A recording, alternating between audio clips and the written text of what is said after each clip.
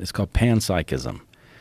And it means that actually consciousness is more fundamental than biology, that consciousness is somehow in the particles of the universe. It's written into the software. I think this is nonsense. I think I understand why smart people end up there. I think it solves a certain problem, and the fact is solving that problem is the key to accessing a bunch of other problems. So it's sort of worth cheating on that puzzle in order to do other stuff that's productive. So I don't see any reason to believe it. If I'm wrong and it's true, then it is not inevitable that these AIs will tap into consciousness, because it's, they could. I'm not saying they couldn't, but I'm saying it's not inevitable. On the other hand, if panpsychism is wrong or substantially wrong, then I do think it is inevitable that this little game we're playing with AI lands on consciousness sooner rather than later. What's terrifying to me is that we become obsolete. But isn't that inevitable? Like if you went back and look at single-celled organisms and you said, hey, listen, buddy, one day you're going to be flying a plane. One day you're going to be using an iPhone. They would go, what? What are you saying? I'm going to be obsolete? Isn't that true with all organisms? I mean, and isn't there, if there's an inevitable push because of natural selection, evolution, progress, innovation, if there's an inevitable push that things just consistently and constantly get better, isn't there a biological roadblock to that we just can't improve biologically as quickly as technology?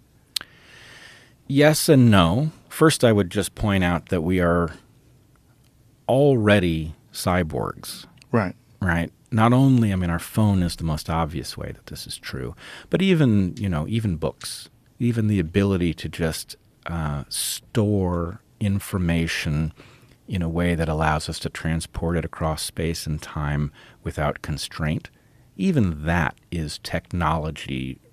It's a kind of transhuman technology. So it's not new that we are here. It is new that we are accelerating at the rate that we are, and that we are going to cross event horizons in rapid succession. We are already, I feel like the confusion that one feels in the face of the era of COVID and Trump and Biden and all of this, that confusion is in part because we've crossed over an event horizon, and the point is none of this was predictable, and we're floating in a chaotic set of events. But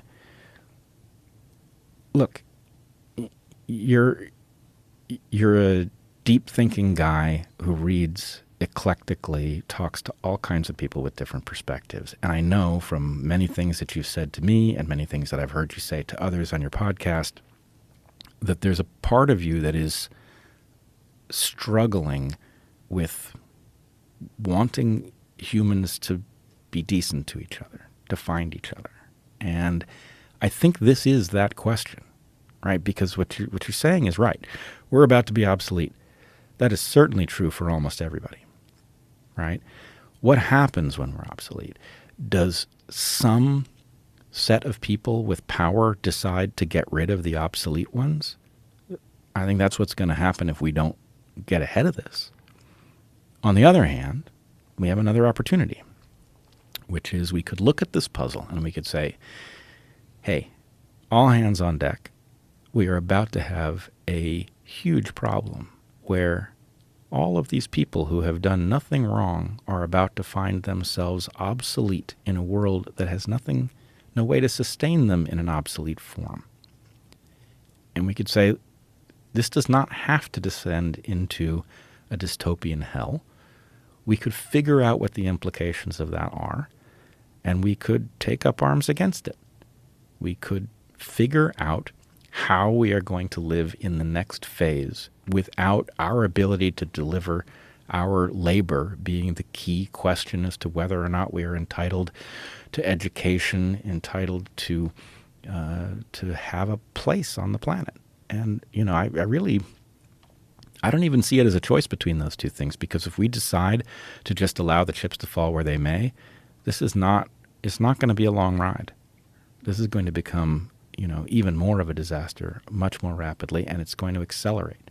So this is really maybe last call for figuring out how human beings can move into the next phase of being human. I mean, you and I aren't farmers. We exited a phase where you had to produce your own food, and we moved into a phase where these things are delivered economically, and it worked okay. I mean, it certainly has its faults and downsides, but it worked okay. It sustained a lot of people and created a lot of high-quality living opportunities.